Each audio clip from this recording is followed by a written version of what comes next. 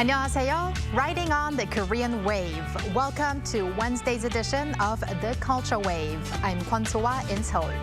Explore with us Korea's culture from all aspects and stay up to date with K-entertainment, K-movies, K-technology, K-everything.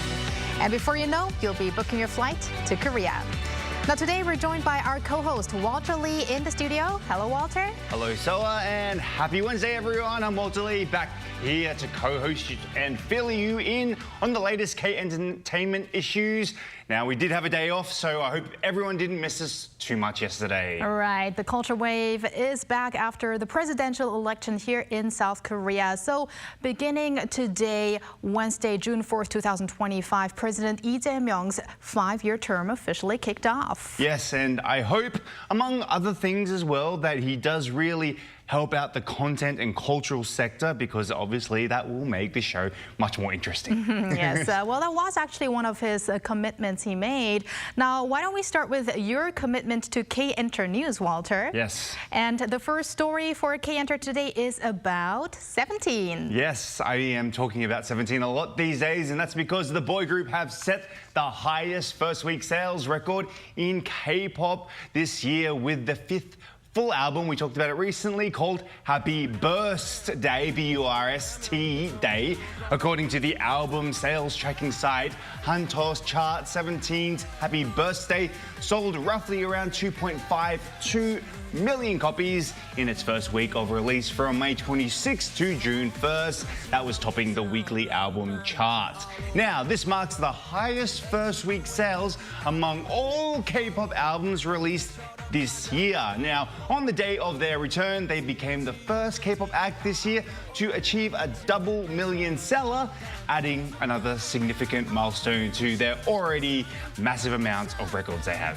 And that's not it. I mean, although 17 has been famous across the world, yes, lots of popularity in many corners of the world, yes, but it looks like they're making especially a big impact in Japan. Yes, just across the pond. According to Japan's Oricon chart on Tuesday, Happy Birthday sold around 457,000 copies, securing the #1 spot on the latest weekly album ranking. Now, this marks the highest weekly album sales this year among all international artists, both male and female, who have released albums in Japan. Now, with this achievement, 17 earned their 14th #1 on the chart, extending their record as the foreign artist with the most #1 albums in Oricon's history. Wow, congratulations to 17.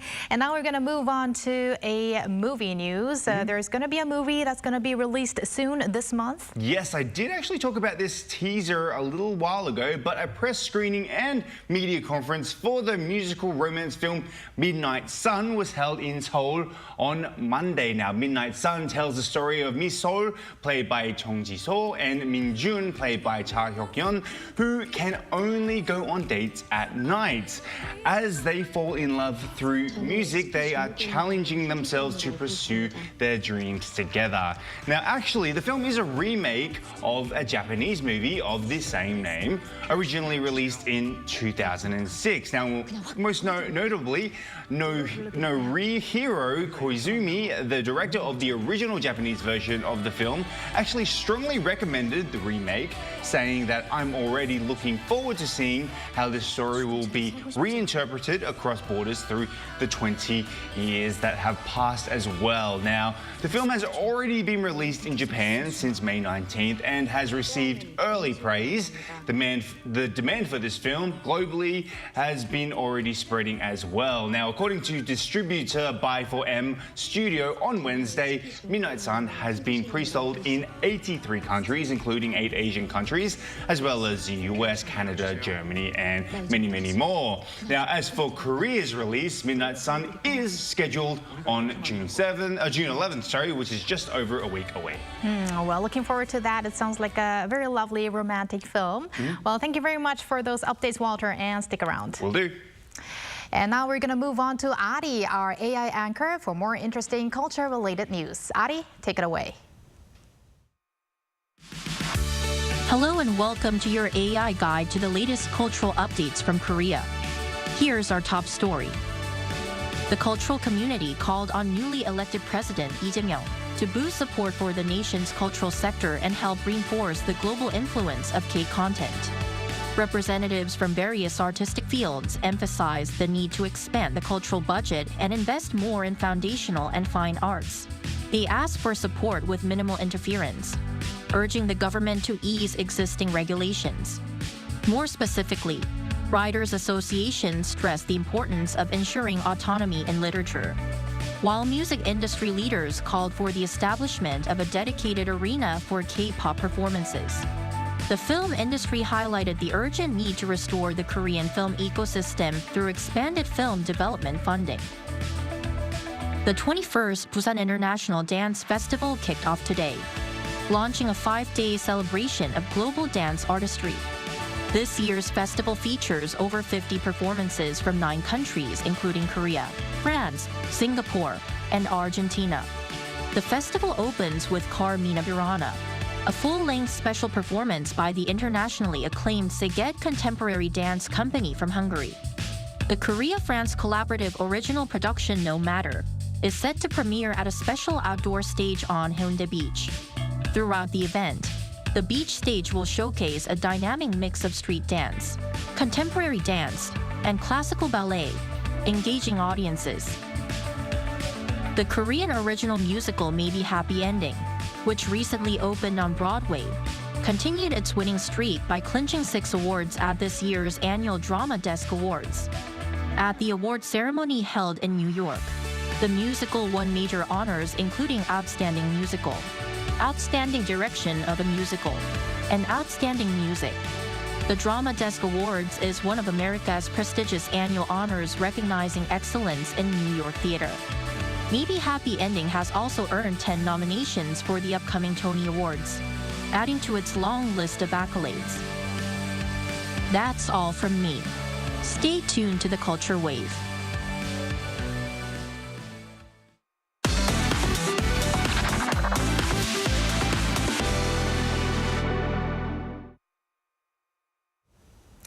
Now, we did talk about a soon-to-be-released movie in our K-Enter segment just a bit ago, but the reality is movie theaters in Korea have been struggling to recover to pre-pandemic levels.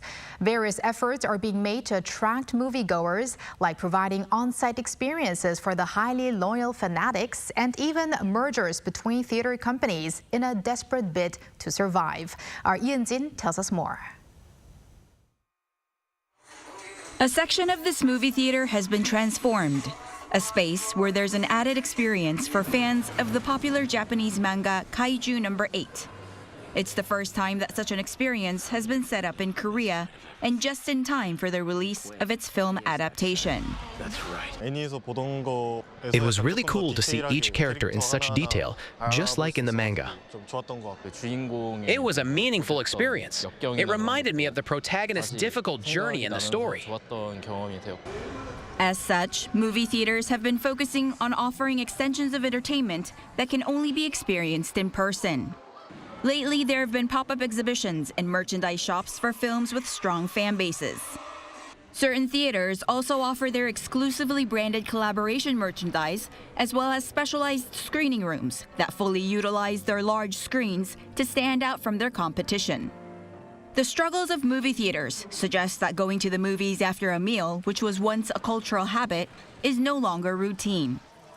According to the Korean Film Council, in 2019, before the COVID-19 pandemic, people went to the movie theater on average 4.37 times a year. But in 2024, that number dropped to 2.4. That means revenues for theaters also fell to nearly half of what they were. Over the same period between 2019 and 2024, countries like China and Japan recovered to over 90% of their box office revenues, while the global average recovery rate came to roughly 87%. But recovery for theaters in Korea is noticeably slower. The cinema industry's stagnation is now evident, and as a first indication of a major shakeup, South Korea's second and third largest theater franchises have announced plans to merge. Their aim is to reduce overlapping investments and improve profitability. If successful, the merged entity would instantly become the largest in the industry in terms of the number of screens. While it may be a necessary survival move for theaters, there are growing concerns that it may, in the long run, limit options for moviegoers. If two massive corporations emerge from this merger, they'll likely invest more heavily in premium or specialized theaters. That could mean a greater focus on Seoul and the capital region, leading to small neighborhood cinemas and local films disappearing. If film distributors are also brought under the same corporate umbrella, there are concerns that this could reduce the diversity of films and wither the ecosystem for independent films. We are now in an era where people are more willing to pay higher ticket prices for musicals or large-scale concerts than for movies. It remains to be seen whether the industry's survival efforts can spark change and usher in a new springtime for movie theaters. 이은진, 아리랑 뉴스.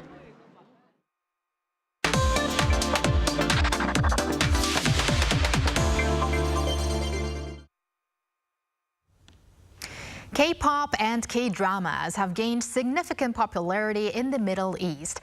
But it's not only the interest in Korean culture, but also the interest in K-technology, including K-smart farm technology that's been on the rise in this region. Let's find out more with today's K-correspondent Kim Do-hyung, researcher at the Korea Tech Technology Transfer Institute in Egypt. Hello, Do-hyung. Hello, Do-hyung. Hello. Hello, Soha and Walter. Thank you for having me today. Great to have you on the program. So, Do-hyung, could you please briefly introduce yourself to our viewers and what brought you to Egypt? Yeah, sure. I work in both research and field operation related to the economy, technological education, and development cooperation in aspect of Middle East and Africa region. I am researcher at the Technology Transfer Institute of Korea Tech, and I came to Beni Suef in Egypt, a very small city, to support the KOICA project for establishment and operation of Beni Suef Technological University. That sounds fantastic. Excellent. Now, obviously, we're going to talk to you about smart farms, but before we go on to our main topic, how do you perceive the popularity of the Korean wave in Egypt right now? Like, how has it changed and what's particular, I guess, hot right now, do you think? Actually, the Korean wave continues in Egypt, I think. Even in Beni Suef, in this small city, the people often approach me with questions about Korean dramas and music and sports once they realize I'm Korean. And sometimes they even know Korean dramas or music that I'm not familiar with. What's particularly encouraging is the noticeable change since I was in Egypt back in 2018. At that time, the popularity of Korean culture was largely focused around entertainment figures like boy or girl groups such as Blackpink or BTS. However, now I see growing interest not only in cultural content, but also in Korea's industry and education system, and even its politics and history sometimes.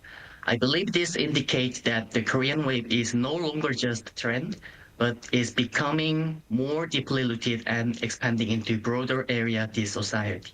Now, Do-hyung, you just mentioned it a little bit right now, but apart from Hallyu contents like K-pop and K-drama, we hear that there has been a quiet and steady growth in other sectors, and that includes IT, construction, and Korean food products. So tell us about the strengths of these maybe less obvious K-wave sectors.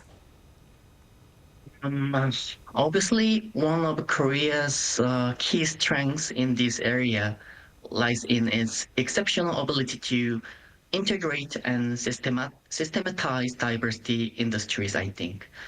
These strengths can significantly reduce costs and streamline decision-making processes rather than dealing with each sector separately.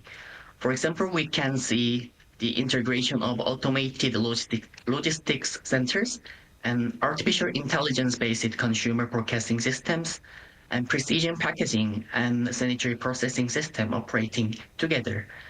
Actually, for us, it may feel familiar to us, but such this interconnected structure remains relatively rare on the global scale. I believe Korea's lesser-known strength is in this kind of cross-sector convergence, which ultimately enhances overall efficiency and economic value, I think. So how are Korean companies being assessed at the moment? Apart from obviously the superiority in technology, as you just mentioned, are there any other factors that result in positive perception in Korean brands in Egypt? Korean companies are recognized locally as reliable partners and key suppliers. In Egypt, one of the main factors contributing to the positive perception of a Korean brand, obviously, it is trust. This trust is shaped by several elements. Firstly, institutional trust built by Korean government agencies in the world stage, and emotional and cultural familiarity generated by Korean cultural content like K-drama and K-movie and K-pop, and behavioral trust based on consumer service and after sales support by Korean companies in the world market, I think. It's great to see that positive perception of Korean brands in Egypt as well. I can imagine that that could include car brands especially, and also smartphones, of course. Now, we've heard also that there's a lot of interest in K-smart farms in the Middle East. So let's delve deeper into this issue. Smart farms may be a little new to some of our viewers. Could you please first introduce us to that concept, smart farms?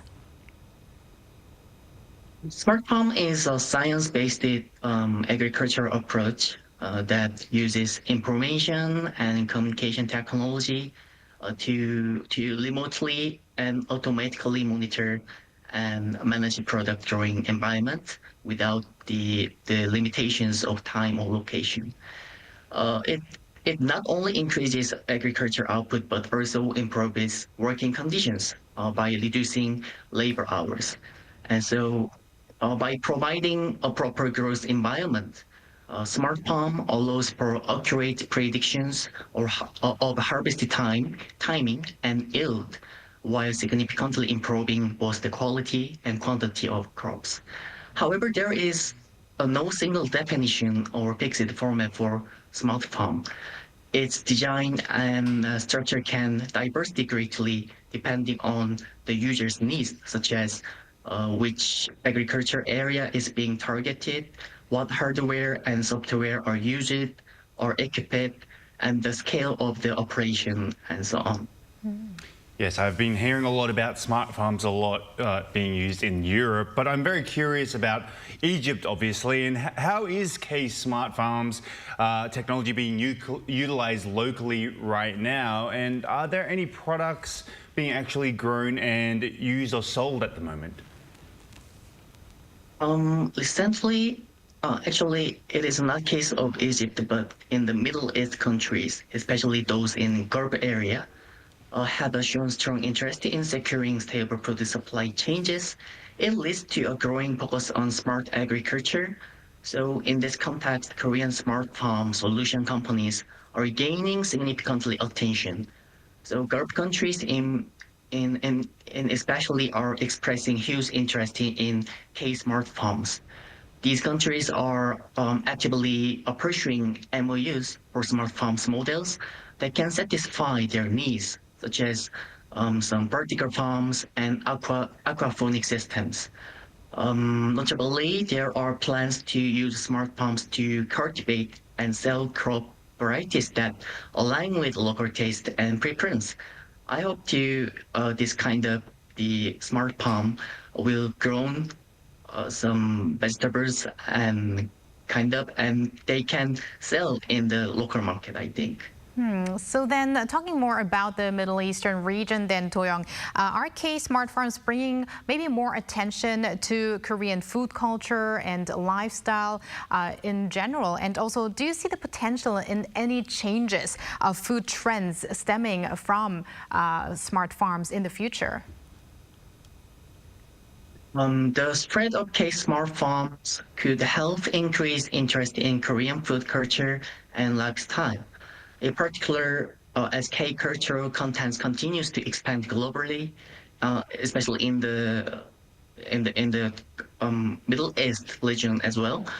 So Korean cuisine and dining customs that frequently featured in these contents. It remains a point of fascination for K-lovers around the world. So K-smart farms can offer opportunities to partially replicated Korean food and dining culture in local, I think. So for instance, people may be able to make a Korean-style kimchi themselves from some vegetables from the smart farm, and or imitate the tradition of serving various side dishes, aka banchan. So if interested in Korean culture continues to grow alongside the development of K-smart farms, then the fusion of food culture may not be such a distant reality. Something tells me if this K-smart farm grows further in the Middle East and maybe later also more specifically in Egypt, we might even have new produce like catered to the tastes, the palates of the people in the Middle East, and then those products may be again imported into Korea and vice versa. But finally, Do-young, do you think smart farms could also play a role in, raising the image of Korea's culture and Hallyu, just like K-pop and K-drama does? Absolutely. Technology has always played a key role in shaping a country's brand image, and smart farming is expected to be one of the pivotal technologies of the future.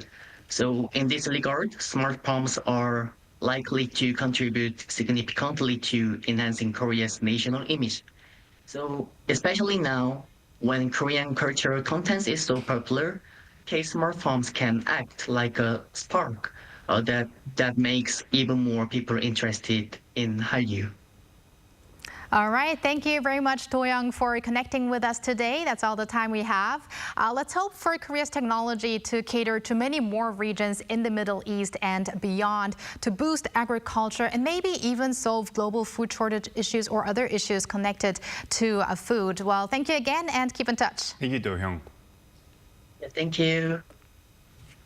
And thank you, Walter. As always, we're going to see you back here on the Culture Wave next week. See you next week.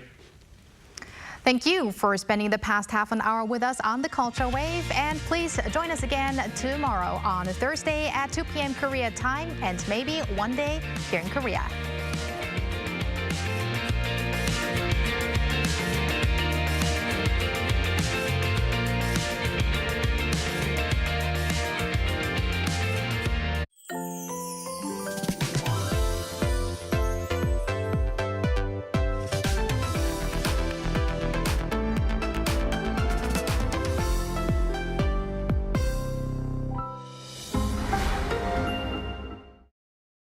천안에 가면 to always play it safe.